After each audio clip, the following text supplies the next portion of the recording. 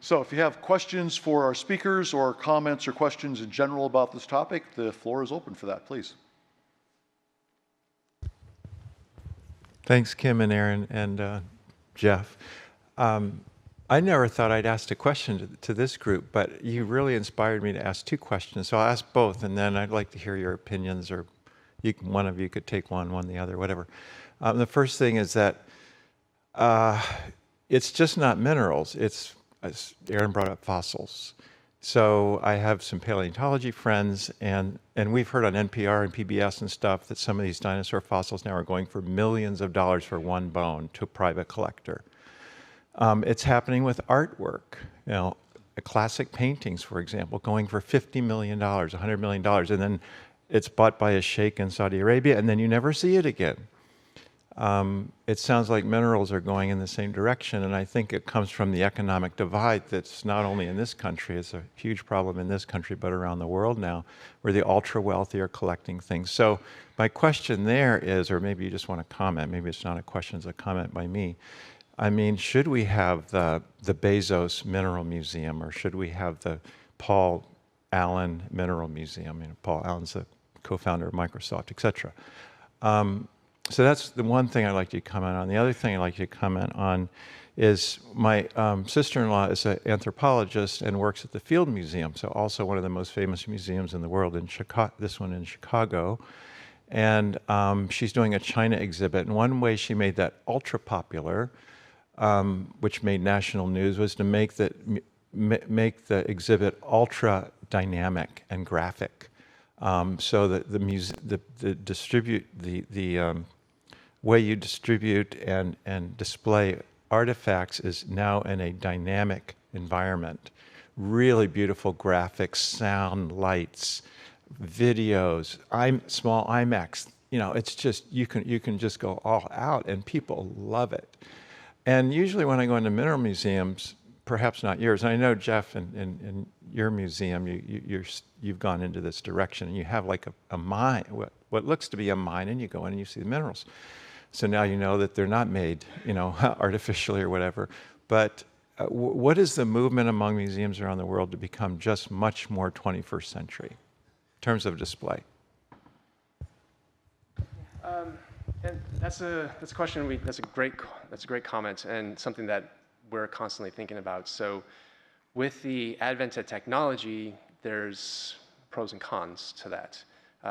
There's augmented reality, things like that. And one of the things that my museum is doing is building augmented reality stations at the Little Brea Tar Pits. So, Natural History Museum, Little Brea Tar Pits are the same thing.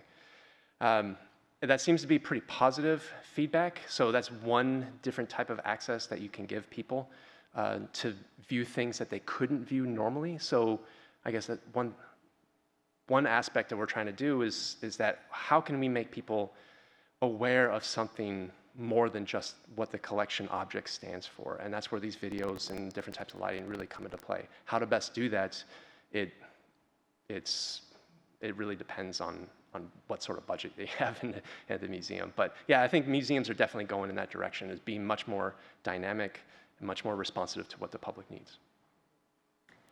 Yeah, certainly in our museum, we decided to keep the mineral gallery pretty traditional. What we did, though, is if you wanted to come through the mineral gallery and just look at pretty things, you can. We kept the labeling very, very minimal into the cases. We pulled a lot of information out and put them on kiosks in the front, so that there's visitors that want to dwell and learn a lot about things, and there's just some people that just want to look at things. And they're very different. And what we learned from multiple iterations of the gallery is that unless you do multiple things, you can't please everybody. There will be somebody that's I want to know mine information, and I want to know like chemical formulas, and I want to know crystal structures, and I want to know, and there's some people who are like too much, and you got to kind of work. So that's how we dealt with it, is we pulled it out into the kiosks, and we imaged everything, and they have it in the kiosk, so that if somebody wants to dwell and learn something more about the mineral, they can do that. And it is a smaller group of people, certainly, but we do have that information. What we didn't anticipate is that people, instead of taking pictures of the actual mineral, they're taking pictures of the picture, because there's less glare off the case. That's not something we ever thought would have been a problem, but so we find all sorts of things. we're currently fundraising for a geology gallery at our museum, and I think that's where we want to get more dynamic. Certainly still have rocks in the gallery as well, but that's where we can tell processes and, and tell really fun research stories like the talks that were just before us, and sort of animate the earth and show that some of these things are happening. So I think there's a role for both, but as a curator, my heart of hearts, and as a mineralogist and a geologist, I want those specimens still there to be able to tell those stories. And, the reason why we built that classroom is that, geology is such a tactile thing, and it's smelling, licking, touching, all these things are really important to geology. And you can see things and you can read about things, but, really it comes back to those specimens and telling those stories. And I'm a real, I feel strongly about that, and I'm sure you guys as well, that we need to keep those specimens in there.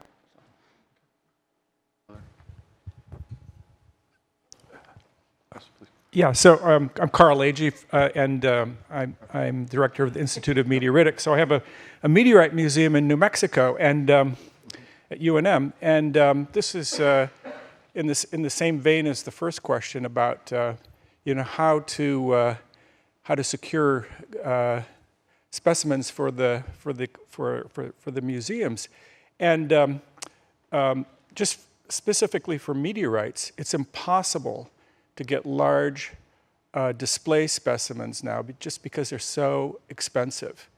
And what we are successful in doing is getting deposit samples for research, because we classify meteorites, and then you're required to put a deposit sample. So that's great for the research, because all you need is a small sample for electron microprobe analysis. But most of our big, impressive display specimens of meteorites were acquired in the 1940s by Lincoln La Paz. And I think this is also true of the ASU collection. A lot of that's from Harvey Nininger. And yeah, unfortunately, a lot of the rich people are buying up the big pieces. And so it's a big challenge, and trying to convince them to put those collections in, especially those big display specimens in a public space. That's a challenge, and so it's don't have an answer to that, but we're facing it, and I think all these sorts of collections are facing that challenge currently. So if I can comment on that, I am the only curator that takes care of the earth sciences collection, so I wear many hats. I take care of the gems, minerals, meteorites, and the rocks as well. And, depending on the day, wear a different hat. But what Canada's done, and similarly to our meeting at the Smithsonian, a bunch of the meteorite curators got together at the Vatican Observatory last year, and we shared some of our challenges of curating. And one of the great things that Canada has done, and this is something that every country should go back and sort of lobby for, is that we have something called CPRT, which is the Canadian Cultural Properties Export and Review Board. So if anybody wants to sell anything from Canada, a painting, a fossil, a meteorite, a significant gemstone, they have to get an export permit. And what happens is it freezes the material in the country for at least 6 months. And what happens is they contact all as they're called Category A institutions, one of the big institutions, and say, hey, do you want this? Is this something that is significant to the country, significant to keep within a museum, to share with the public? And if so, we need to work on trying to keep it here. So, because what was happening in Canada was that stuff was going out the door constantly, and we weren't able to retain some of our, culturally significant pieces in our country. So they put this freeze on things, and now I'll get a call from basically Canadian Customs, and that stuff is held until we can raise the money. And our government actually kicks in up to 50% of the money as well.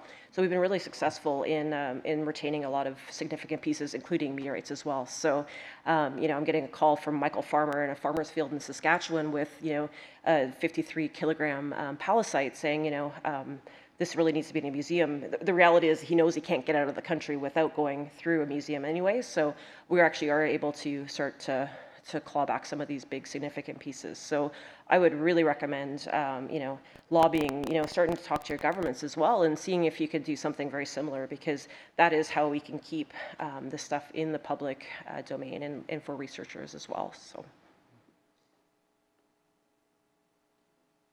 Can I?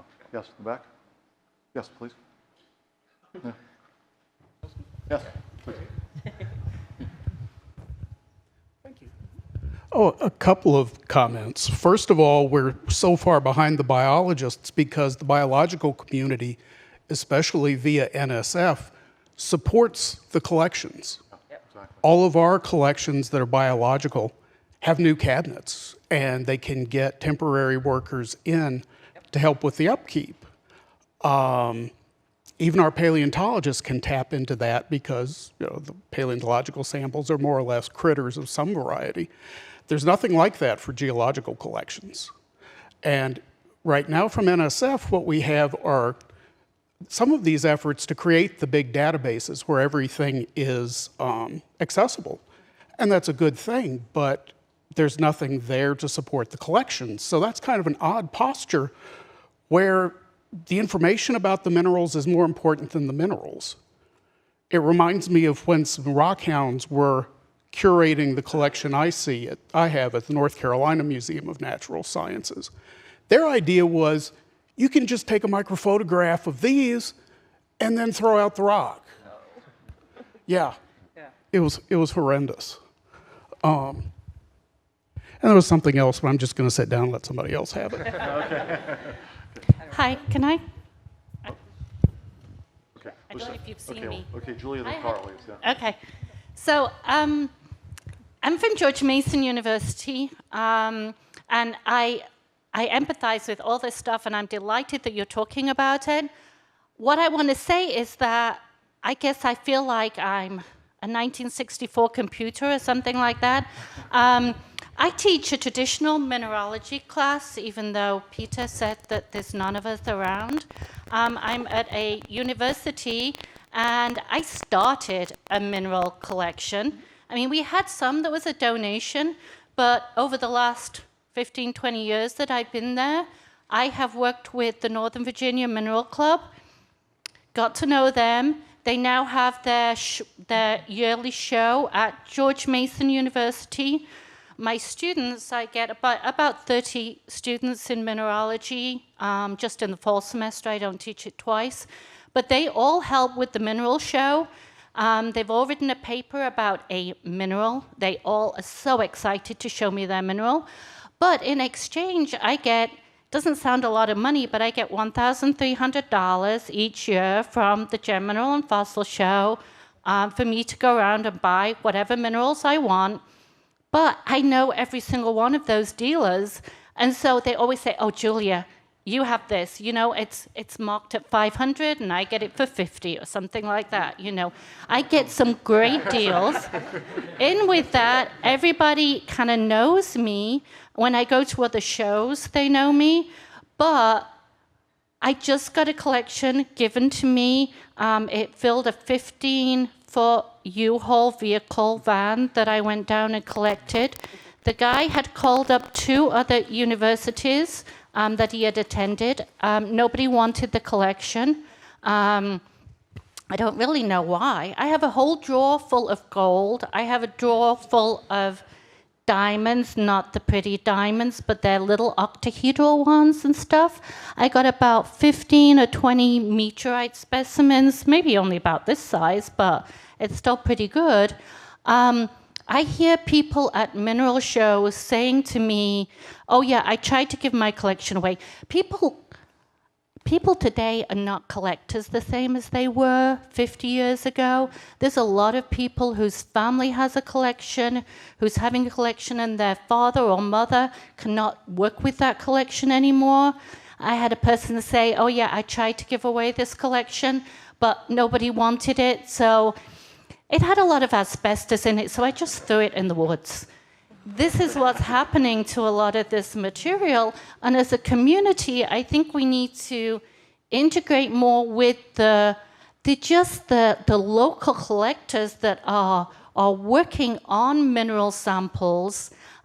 As I say, I just got this big donation, so one of my colleagues that's a mineral collector came in and told me, "This is really good, this is a really unique place, but these ones I don't think you need." Well, there were some biotite pieces that are that big, and I'm going to keep them and put them in the intro collection. Whether it's got a name on it or a place on it, to me, doesn't matter for that kind of thing. So I just think that I make the effort to go out there and talk to these people, and hopefully then they know a person, or somebody knows a person, or somebody contacts me, and I'll go out of my way. I can dispose of stuff. There was vials of mercury that came with this. But I call risk management at the university, and I say, I have a vial of mercury, and they say, okay, Julia, we'll come over and get it, put it in a box. And so we have ways to get rid of that kind of stuff as well. The last thing I want to say is just make a plea for thin sections. For me, to get thin sections when I have 30 students in a class, they don't try and break them, but they certainly manage to break a number each semester. And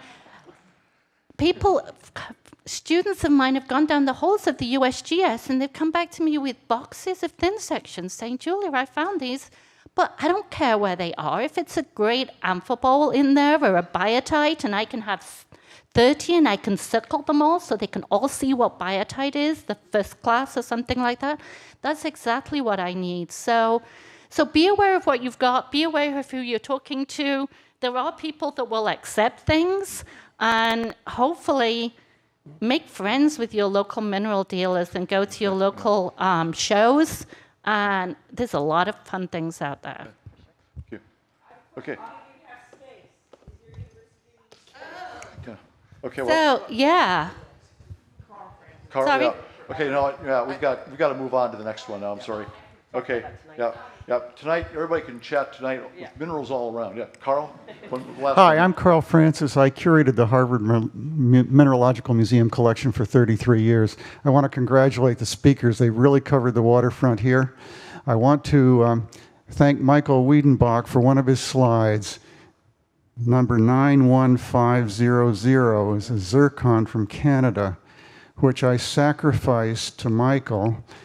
I know Roberta got some of it, and a big chunk went to MIT. It's now been consumed. It is the one piece that I gave away in 33 years that has probably done science more good than any other piece.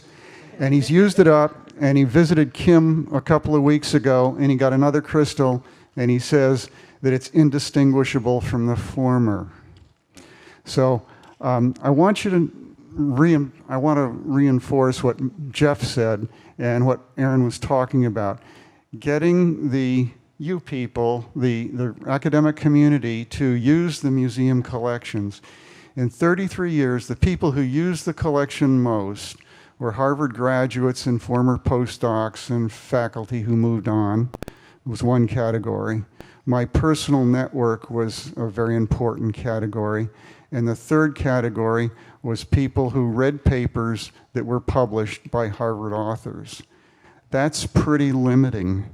But so you have to work harder and work with Jeff and the rest of the community to figure out how to know where to go.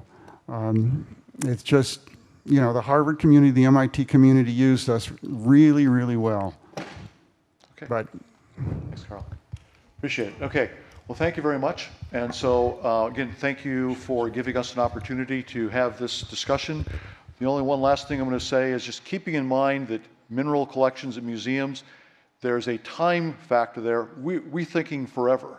And so when collectors have specimens, I'm always telling them, well, just take care of it because we'll get it eventually. Because our collections, and as scientists as well, when you're thinking about your legacy for the long term, it's in a museum collection somewhere where those specimens are preserved, and it's a forever sort of time frame. And that's a very different kind of thinking than most of us are usually plugged into. So again, thank our speakers, please, Aaron and Kim. Thank you.